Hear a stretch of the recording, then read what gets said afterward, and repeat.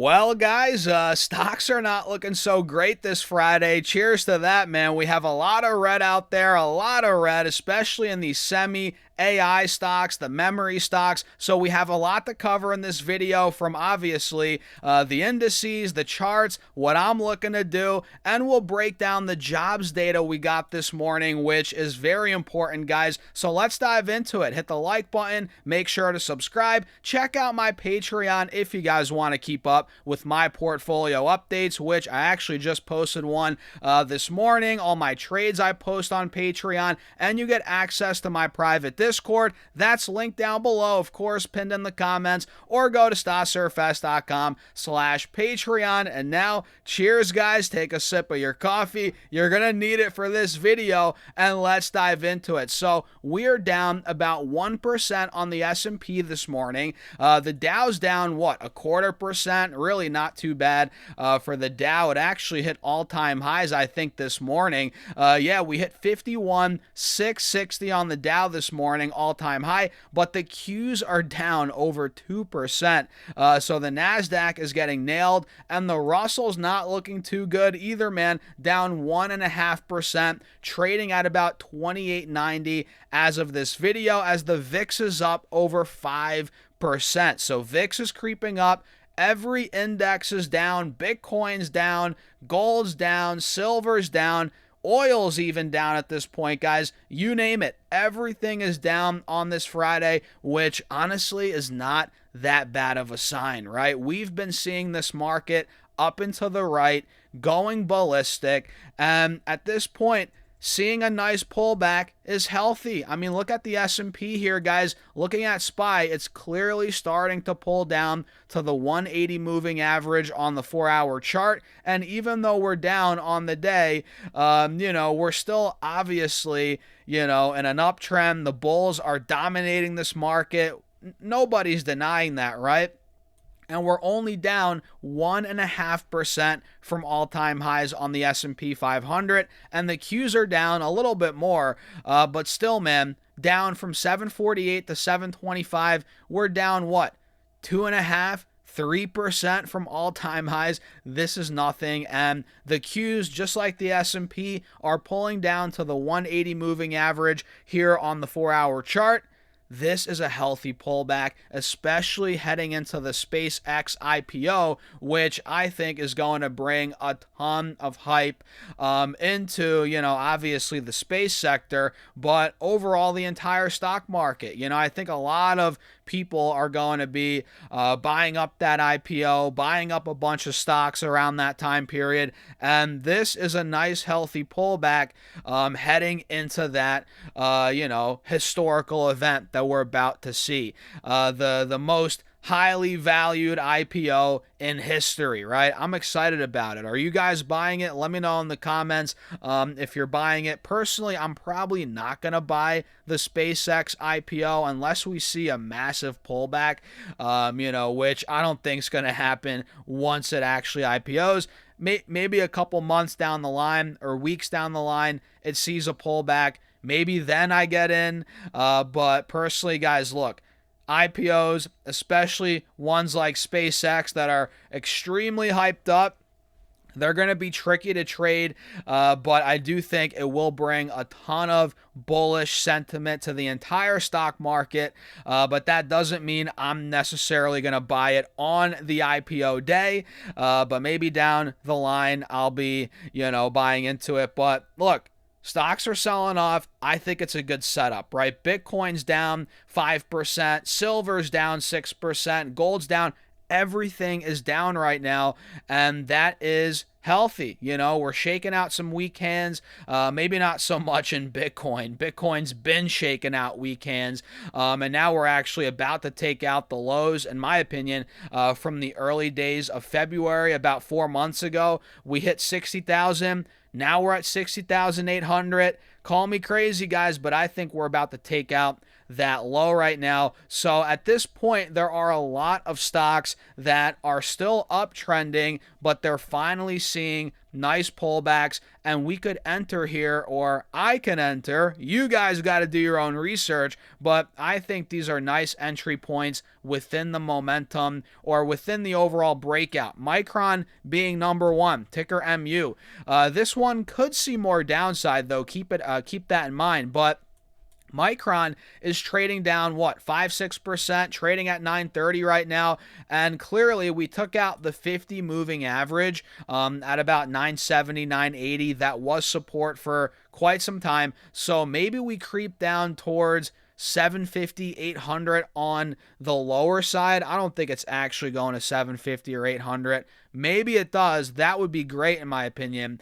But anywhere in this window, I think Micron is a decent buy. Forget decent. I think it's a great buy if you think the momentum in memory, in chips, in semis, in AI, if it's going to continue. If you think that, Micron, any major dip, you have to be considering as a buy, right? Last time we saw a decent drop was back in the middle of May. We went from 820 down to about 650. That was a 20% drawdown. It got bought up like that, right? And now Micron's down from almost 1100 now to 940. So we're down about 13%. Not as big of a drawdown as what we saw back in May, but it's decent. And if it creeps down even more, I kind of want to see it go down to 850, 900. I think that's going to be a great buy within the breakout, especially if you think Micron's going to 1,200, 13, 14, 1,500.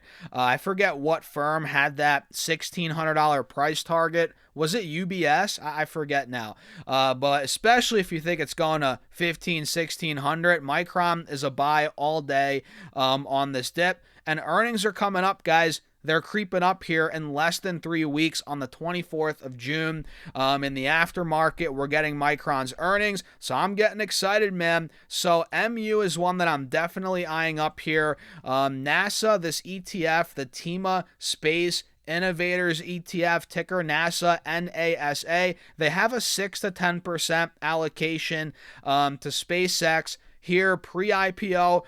So I think this one is interesting, especially if you think, SpaceX is going to boom.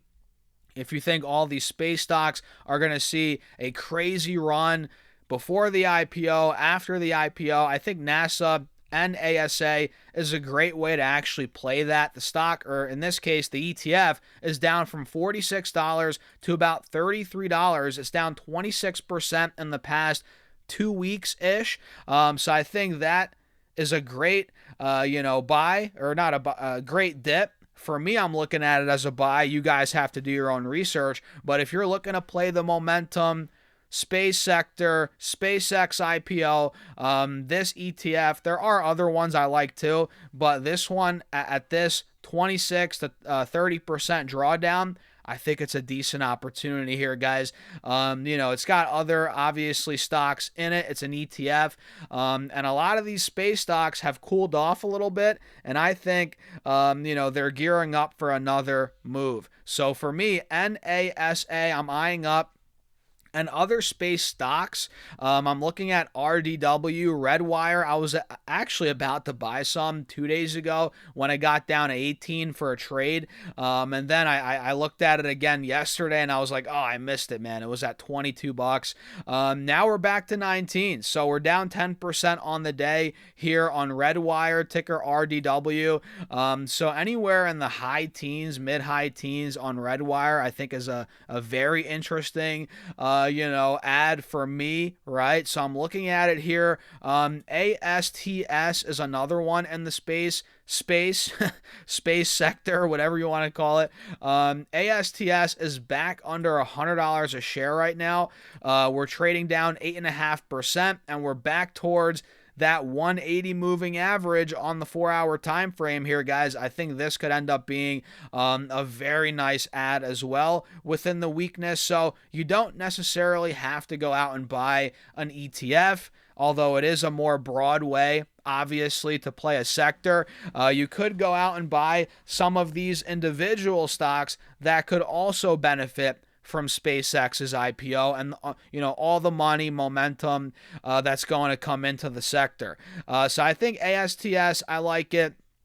I think the chart setup looks good. And keep in mind, this is a falling knife. We're not completely reversing yet, or consolidating for that matter. But if you want to DCA in, that's the way I'm looking at it, right? DCA in, slowly. That's how I'm looking at a lot of these space stocks and ETFs at this point. And I'm not, let me make this clear, I'm not looking at these as super long-term investments, right? I'm not buying the NASA ETF or RDW or ASTS as a long-term investment. Me, I'm looking at these as trades. I'm trying to get in and out here over the next couple weeks. That's the way I'm looking at it. And I'm not saying they're bad long-term investments, but I ultimately think the space sector will see a big pullback in a couple months. Once the SpaceX IPO dies down, the hype dies down. Heck, this could happen in a couple weeks, right? In a couple weeks.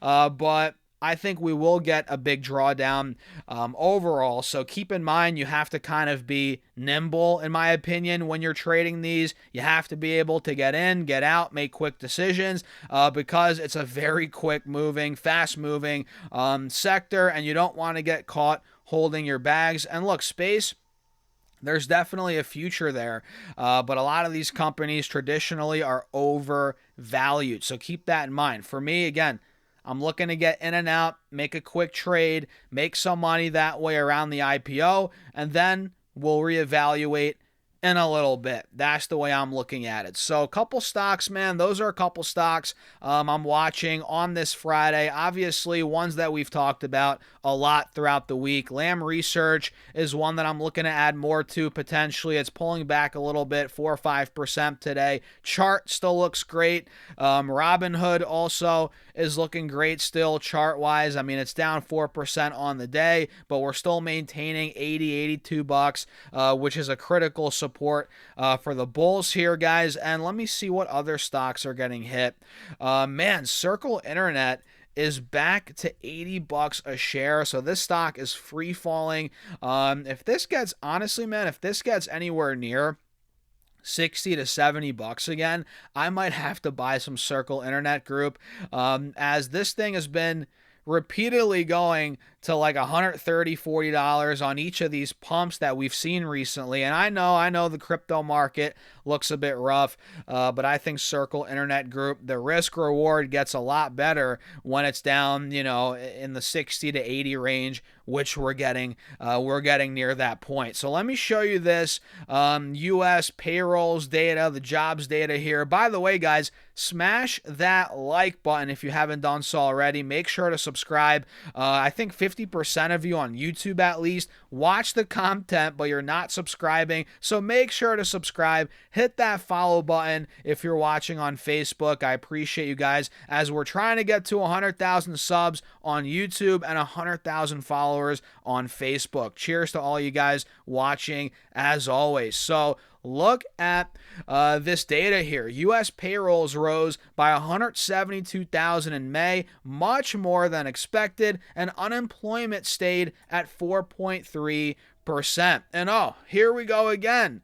Oh my goodness, man. I forgot about the stupid article limit here on, what's it called? CNBC. You are pissing me off, CNBC.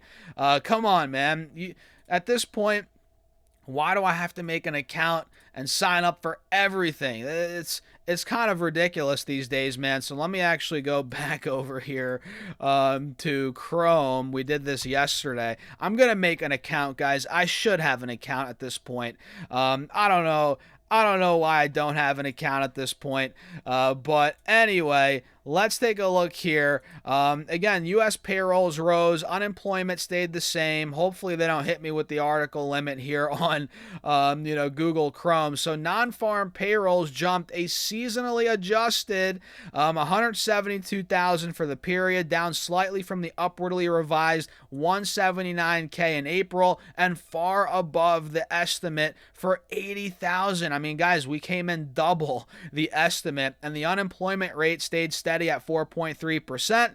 And we can see here, this is a labor market that is stronger than it was last year and is looking pretty darn solid despite high energy prices and higher inflation generally, said Gus Foucher, chief economist at PNC. He also said there's no indication that the labor market needs support. And we can see here monthly job creation in the United States. This chart, if it lets me zoom out a little bit, come on, there we go. So we're starting to creep back up on the monthly job creation in the United States. It was looking a bit wonky all throughout 2025, but here the last couple of months we're looking a lot stronger. I like it. That's a good sign.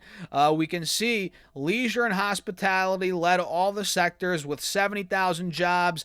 Let's see what else here, guys. Well above the 14,000 per month average over the past year, and local government added 55,000 jobs. Healthcare, which has been a leading sector, contributed 35,000 new hires, above, or rather about in line with its average, and social assistance added 12,000 jobs. And this is the growth in average hourly earnings in the United States, which that's plummeted over the last couple of years in a straight downtrend. It came in at 3.4%. Average hourly earnings rose 0.3% for the month, and we're up 3.4% over the past year, both in line with the Wall Street estimates. And the unemployment rate, which is very critical to keep an eye out on, right, came in at 4.3%, which that's been creeping up now for the last couple of years. I mean, pretty steadily since April of 2023. So for 3 years, guys, the U.S. unemployment rate has been going up steadily from 3.4 now to 4.3. Hopefully that starts to creep down again. And let's see, anything else worth mentioning? The household survey, which is used to calculate the unemployment rate, also reflected a solid labor market, with the roles of the employed rising by about 149,000. The labor force participation rate was steady at 61.8%, while a broader measure of unemployment that includes discouraged workers and those holding part-time jobs for economic reasons edged lower to 8.1%. That's interesting, guys. Anything else worth mentioning? Yeah, look, labor market looking stronger than expected, and that is going to make the Fed's job quite interesting here moving forward.